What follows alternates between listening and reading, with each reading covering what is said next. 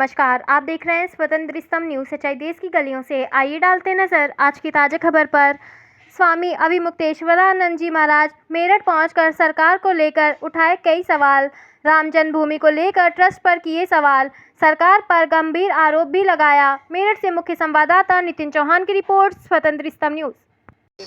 जब ट्रस्ट बनाया जा रहा था राम जन्मभूमि के लिए, राम जन्मभूमि शुद्ध रूप से धार्मिक मामला था, लेकिन इसमें सरकार कूद पड़ी। उसने अपने सरकारी खजाने से, उस खजाने से जिसमें गाय की मांस बिक्री का पैसा भी रखा जाता है, अन्याय का पैसा भी रखा जाता है, टैक्स का पैसा रखा जाता है, उसमें से निकाल करके 1 रुपया दिया, तब ये ट्रस्ट स्थापित हुआ। तो इसके अब मूल में ही, बीज में ही गड़बड़ी है। दूसरी बात यह है कि जब बड़े बड़े धर्माचार्य वहाँ उपस्थित थे तो धर्माचार्यों के ट्रस्ट को क्यों ठुकराया गया।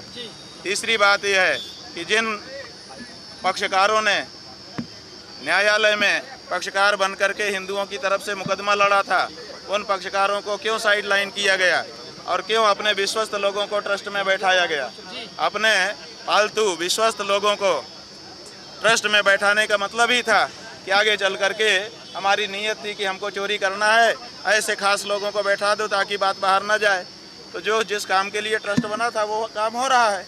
चोरी का भी मामला सामने आया है, एसआईटी जांच कर रही है। ऐसा है कि अपने देश में एक मुहावरा है, फूल के लक्षण देखने में दिख जाते हैं। इसका मतलब है जब ये ट्रस्ट बनाया जा रहा था तो सबसे पहले तो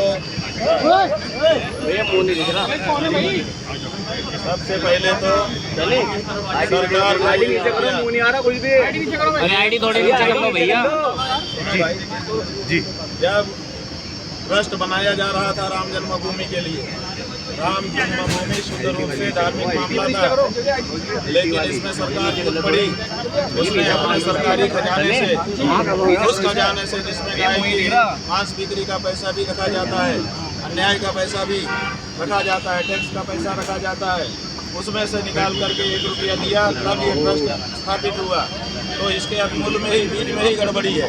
दूसरी बात यह है कि जब बड़े बड़े धर्माचार्य वहाँ उपस्थित थे तो धर्माचार्यों के ट्रस्ट को क्यों ठुकराया गया। तीसरी बात यह है कि जिन पक्षकारों ने न्यायालय में पक्षकार बन करके हिंदुओं की तरफ से मुकदमा लड़ा था, उन पक्षकारों को क्यों साइडलाइन किया गया और क्यों अपने विश्वस्त लोगों को ट्रस्ट में बैठाया गया।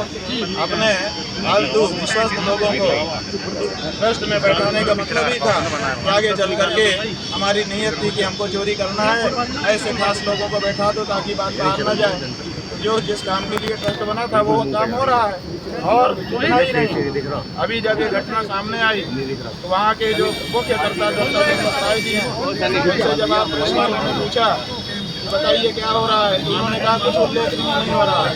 उसका मतलब कि वो ये मानते हैं कि इस तरह की चोरी तो हमारा रोजमर्रा का काम है, उल्लेखनीय इसमें कुछ नहीं है।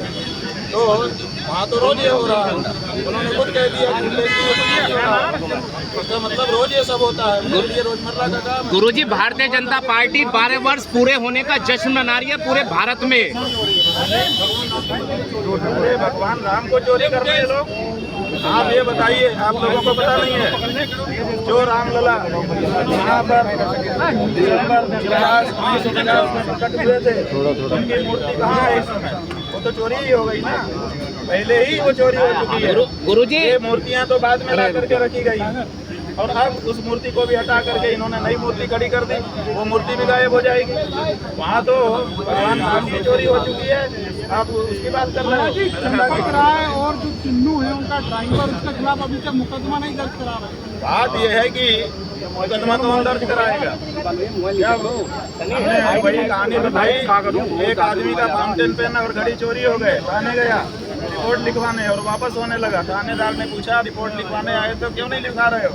बोला कि रिपोर्ट लिखाना व्यर्थ है, जब आप ही हैं चोर और फाउंटेन पेन से लिख रहे हैं और घड़ी बांधे हैं हम, तो किसको रिपोर्ट लिखाएं?